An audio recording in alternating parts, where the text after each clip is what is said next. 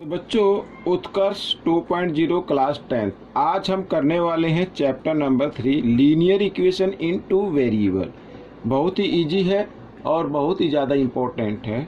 तो यदि आप किसी भी क्विज में पार्टिसिपेट कर रहे हैं या एग्ज़ाम दे रहे हैं तो एमसीक्यू काफ़ी आते हैं, तो उनमें काफ़ी ये आपकी हेल्प करेगा और मुझे उम्मीद है कि आप इसमें से सीखकर दूसरे बच्चों को ज़रूर सिखाएंगे। मैं इसलिए बोलता हूँ बच्चों, मेरे सिखाने से कुछ नहीं होगा जब तक कि आप प्रैक्टिस ना करें। तो आपको प्रैक्टिस ज़रूर करनी है। आपको ये क्वेश्चन अपने हाथों से निकाल कर हाथों से सॉल्व करके ज़रूर देखना है, तभी आप मैथ में अच्छे अंक ले सकते हैं। आइए करना शुरू करते हैं। तो बच्चों जैसा कि आप देख रहे हैं अपनी स्क्रीन पर, देखो क्या कहता है, the value of X and Y satisfy the equation. ये इक्वेशन गिवन है यहाँ पर, ठीक है। तो इसमें एक्स और वाई की वैल्यू सेटिस्फाई यानी जो वैल्यू गिवन है वो कौन सी वैल्यू इस इक्वेशन को सेटिस्फाई करती है, आपको ये बताना है। चाहे तो आप ऑप्शन से सोल्व करके भी देख सकते हैं, या फिर मैं आपको एक चीज़ बताता हूँ बच्चों, जब कभी भी इस तरीके का क्वेश्चन आ जाए, ठीक है। ये देखो यहाँ वेरिएबल एक्सचेंज है, 32x है, इधर 32y है, इधर 32y है, ठीक है। इधर 33x है तो इधर 33y है। तो इस तरीके से जब एक्सचेंज हो जाए वेरिएबल, ठीक है, 32x प्लस, मैं इस तरीके से लिख लेता हूँ, अब आपको थोड़ा सा और अच्छे से दिखाई देगा। तो 33x प्लस 32y, ठीक है, इधर ही 31। देखो हो रही है ना, एक्सचेंज हो रही है ना। तो जब कभी भी इस टाइप का क्वेश्चन आए तो आपको क्या करना है, एक बार आप इनको प्लस कर लीजिए, ठीक है। एक बार इनको क्या कर लीजिए, प्लस कर लीजिए। तो प्लस करने पे देखो 3 और 2 कितना होता है, 5 या 65x आ जाएगा, क्योंकि वेरिएबल एक्सचेंज है। तो इधर 65y आएगा और इधर कितना आ जाएगा बच्चों, इधर भी 65 आ गया, ठीक है। अगर हम इस इक्वेशन को 65 से डिवाइड कर दें तो x प्लस वाई इक्वल 1 आ जाएगा, ठीक है। तो आपकी ये तो एक हो गई इक्वेशन 1 हो गई। अब मैंने क्या कहा, एक बार आपको क्या करना है, प्लस करना है, एक बार क्या करना है, माइनस करना है। माइनस करना तो माइनस का साइन जरूर लगाएं इसमें, इस तरीके से, ठीक है। आइए माइनस कर लेते हैं। तो 33 में से 2 माइनस करेंगे तो कितना आएगा, 1 आएगा, लेकिन माइनस एक्स आ जाएगा, ठीक है। तो 1 इसके आगे लिखने की जरूरत नहीं है। और इधर क्या आएगा, इधर प्लस 1 आ जाएगा बच्चों। 33 में से 32 माइनस करेंगे तो 1 आएगा, 1y लिख देंगे और इस तरीके से, ठीक है। तो 34 में से 31 माइनस कर दीजिए, इधर कितना आ गया, 3 आ गया, इस तरीके से। ये आपकी इक्वेशन आ गई 2। तो अब आप इस इक्वेशन को कर सकते हैं। आइए 1 को इसके नीचे लिख लेते हैं और एलिमिनेशन मेथड का यूज करते हुए हम इस इक्वेशन को सोल्व करते हैं, ठीक है। आइए ये देखो, ये प्लस है, कोई साइन नहीं तो प्लस का, ये माइनस, माइनस प्लस माइनस हो गए। 1y और 1y कितना होता है, 2y इक्वल 4 आ गया, ठीक है। तो 2 से डिवाइड कर देते हैं, 2 1 जा 2, 2 2 जा 4, तो y की वैल्यू क्या आ गई, 2 आ गई।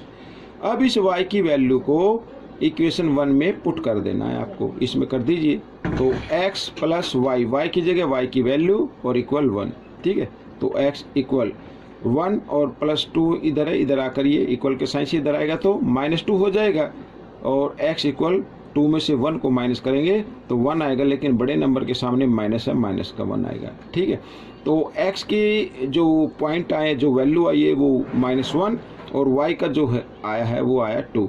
अब -1 और 2 देख लीजिए, पहले देखिए इसमें -1 और 2 ये रहा आपके सामने, ऑप्शन ए आपका करेक्ट है, ठीक है। तो इस तरीके से आपको इसको कर लेना है। आइए करते हैं क्वेश्चन नंबर 2। क्वेश्चन नंबर 2 बहुत ही ईजी है। 2 line are given to be parallel line given है, ठीक है। The equation of one of the lines is 3x - 2y equal 5। The equation of the second line can be, ठीक है। अगर parallel है, और पैरेलल जब होती है बच्चों, मैं आपको एक मिनट, कैमरा हिल गया, इसको थोड़ा सही कर लेता हूँ, हाँ, ठीक है। पैरेलल लाइन, तो पैरेलल लाइन होती है बच्चों जब ये कंडीशन होती है a1/a2 इक्वल है b1/b2 और इक्वल नहीं है c1/c2 के। तो इस कंडीशन में क्या होती है, लाइन पैरेलल होती है। अब अपनी जो फर्स्ट इक्वेशन है 3x - 2y और इक्वल 5 है, ठीक है। अब इसमें हमें देखना है कि इक्वेशन कौन सी सेटिस्फाई करती है। अब देखो यहाँ पर ये 3 3 जा 9 हो गया, 3 का 3 टाइम्स हो गया, नहीं 3 3 जा 9, तो 2 का भी 3 टाइम्स होना चाहिए, 2 3 जा 6, लेकिन ये तो नहीं है, तो ये ऑप्शन 1 इसका नहीं होगा, ठीक है। आइए बी देख लेते हैं। तो 3 4 जा 12, ठीक है, लेकिन ये प्लस है, अच्छा कोई, ये माइनस है। 3 4 जा 12 और 2 4 जा 8, ठीक है। इधर ये 7 आ गया, कोई दिक्कत नहीं है। तो हम ये क्यों ले रहे हैं, क्योंकि A1/A2 इक्वल है B1/B2 के, यानी इक्वल रेशो में होगा ये। तो देखो, तो ये भी ऑप्शन नहीं होगा आपका, क्योंकि इसमें x जो है वो माइनस का है, ठीक है। इधर क्या है, प्लस का, y तो माइनस का है तो इधर भी माइनस का है, कोई दिक्कत नहीं। आइए करते हैं थर्ड। तो 3 4 जा 12, ठीक है, और 2 4 जा 8। अगर 3 को 4 से मल्टीप्लाई किया तो 12 आ गया, 2 को भी 4 से करना है तो 8 आ जाए। क्यों, क्योंकि ये दोनों इक्वल हैं। थर्ड वाले को नहीं छेड़ना अभी, ये 7 है। अब इधर हम देखें, ये x इधर प्लस है, इधर माइनस है, और y इधर माइनस है, इधर प्लस है। समझ में आ गया ना। तो आपकी इक्वेशन यही होगी। अब कैसे होगी मैं आपको बताता हूँ। देखो, 3x - 2y इक्वल 5, तो इधर आ गया -12x और +8y इक्वल 7, ठीक है। अब देखो, ये प्लस का ये माइनस का है, ठीक है ना। माइनस प्लस माइनस होते हैं, समझ में आया। अगर ना भी करे तो आप इसको देखिए, A1/ यहाँ पर मैं A1/A2 इक्वल है B1/B2, ठीक है। थर्ड वाले को अभी नहीं लेना, हमें ये इक्वल दिखाना है। अब देखो, इस माइनस के साइन को हमेशा ऊपर रखना, तो -3 या ना भी रखे कोई दिक्कत है, तो 3/12 -12 इक्वल -2/8, ठीक है। अब इनको आप डिवाइड कीजिए, 3 1 जा 3, 3 4 जा 12, 2 1 जा 2, 2 4 जा 8। तो इधर देखो माइनस है, तो अब माइनस के साइन को ऊपर रख लीजिए, -1/4, और इधर आए -1/4, ठीक है। दोनों क्या आ गए, इक्वल आ गए। तो A1/A2 इक्वल है B1/B2 के, इक्वल है, ठीक है। तो आपका जो आंसर होगा, जो सेकंड इक्वेशन होगी, वो होगी सी वाली। तो ऑप्शन सी आपका करेक्ट है। आइए करते हैं क्वेश्चन नंबर 3। तो the value of k for which of the pair of linear equation x + y - 4 = 0, 2x + ky - 3 = 0 have no solution, जिसके क्या सोल्यूशन नहीं है। सोल्यूशन नहीं है इसका मतलब क्या हुआ कि ये लाइन पैरेलल है, ठीक है।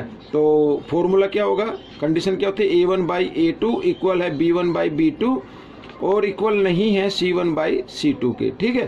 तो हमें k की वैल्यू फाइंड आउट करनी है। तो इक्वेशन होगी x + y, और ये -4 है ना, इसको इधर ले आओ बच्चों, 4 हो जाएगा, और 2x + ky इक्वल, ये -3 है, इक्वल के साइन से इधर आएगा तो +3 हो जाएगा, ठीक है। अब बच्चों ये देखो, इसके अंदर A1/A2 इक्वल है B1/B2 के, हमें k की वैल्यू फाइंड आउट करनी है, और k की वैल्यू b में आ रही है, तो हम इसी को लेंगे। ऊपर x के साथ कोई भी कोफिशिएंट नहीं तो 1 मानते हैं, तो 1/2 इक्वल इधर 1/k, इस तरीके से, ठीक है। तो क्रॉस मल्टीप्लाई कर देना है आपको। तो k को 1 के साथ करेंगे तो क्या आ जाएगा, k आएगा, और इक्वल 2 को 1 के साथ करेंगे 2 आ जाएगा, तो k की वैल्यू आ गई 2। तो आपका ऑप्शन रहेगा बी इसमें करेक्ट, ठीक है। तो इस तरीके से कर लेना। आइए करते हैं क्वेश्चन नंबर 4। तो क्वेश्चन नंबर 4 क्या कहता है, the solution of the pair of linear equation x - 5 and y = 6 is.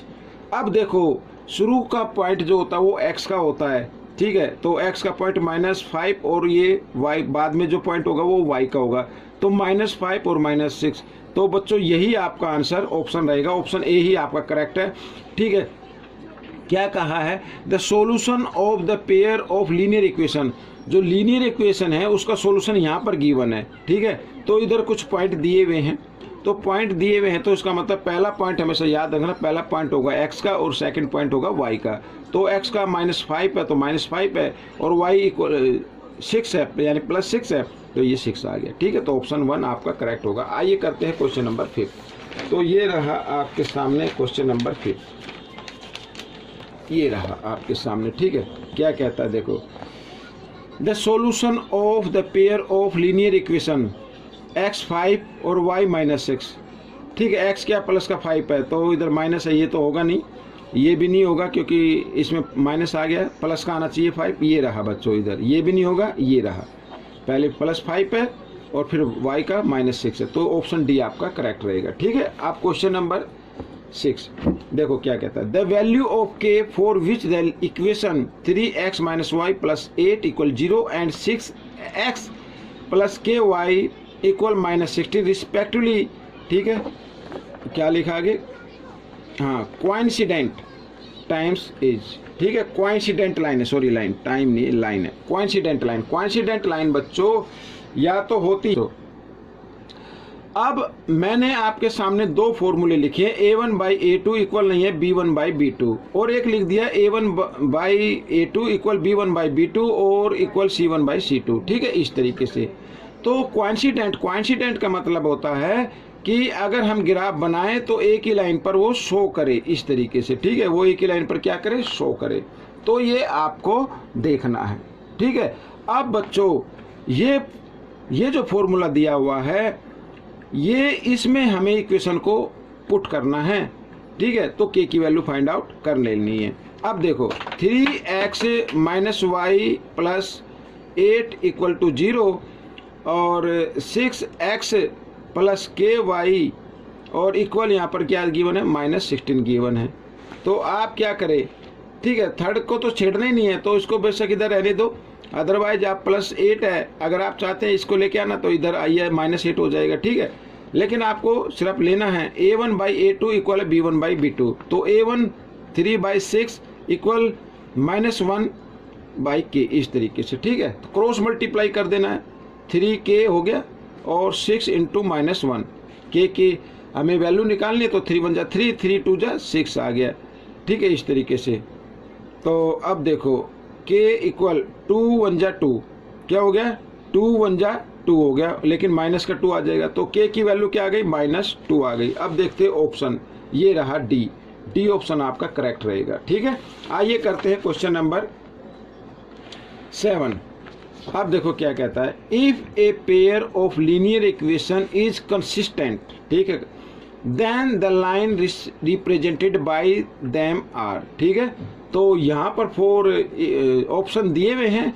तो अगर लीनियर इक्वेशन क्या कंसिस्टेंट है, और कंसिस्टेंट में मैं आपको बताता हूँ कंसिस्टेंट किसे कहते हैं। या तो वो ग्राफ अगर उसका बनाए तो ऐसे इस तरीके से आपस में वो इंटरसेक्ट कर जाए, या वन लाइन उसकी हो जाए। कोई भी पॉइंट आप निकालें तो उसका जो ग्राफ बनेगा वो वन लाइन में आ जाएगा। तो इस तरीके से कंसिस्टेंट होता है। अब यहाँ पर ये पैरेलल है, पैरेलल तो बच्चों लाइन नहीं आएगी, तो ये तो कैंसिल हो गया। इंटरसेक्टिंग और कोइंसिडेंट, तो बच्चों बी ऑप्शन आपका करेक्ट रहेगा। ठीक है, तो बी ऑप्शन आपका आ गया।